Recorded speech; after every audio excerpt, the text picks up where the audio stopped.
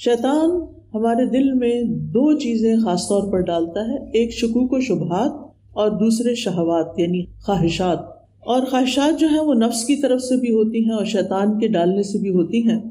یہ وسوسے کبھی تو انسان کے عقیدے کے بارے میں ہوتے ہیں، مثلا اللہ سبحانہ وتعالیٰ کے بارے میں برے گمان، کیا وہ موجود بھی ہے یا نہیں، اللہ کو کس نے پیدا کیا. کبھی یہ عبادات کے بارے میں ہوتے ہیں،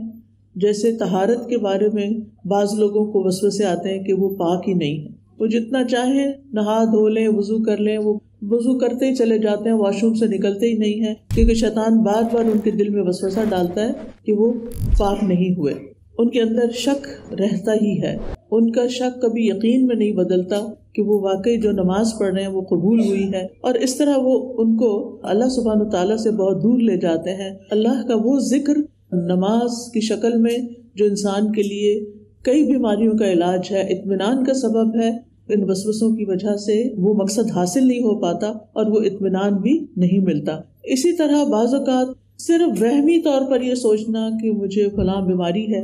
یعنی انسان کے ذہن میں کچھ اس طرح کے خیالات آتے ہیں کہ میرے اندر یہ خرابی ہے، یہ بیماری ہے، یا یہ کہ کہیں مجھے کینسر نہ ہو جائے، کہیں میں پاگل نہ ہو جاؤں، یعنی بار بار ایسے خیالات کا آنا. اسی طرح بعض لوگوں کے دلوں پر اتنا شیطان کا تسلط ہوتا ہے کہ وہ خوف، حسرت، ندامت، غم، تنگی، بے چینی، پریشانی کی وجہ سے خودکشی پر بھی آمادہ ہو جاتے ہیں. یعنی ان وسوسوں کی کثرت اتنی بری چیز ہے کہ جو انسان کو اپنے آپ کو ختم کر دینے پر بھی آمادہ کر دیتی ہے. اور اگر دیکھا جائے تو بہت سی جو خودکشیاں ہوتی ہیں یا سوئسائڈز ہوتی ہیں، اس کے پیچھے یہ وسوسے ہی ہوتے ہیں جو شیطان مستقل طور پر لوگوں کے دلوں میں ڈالتا ہے.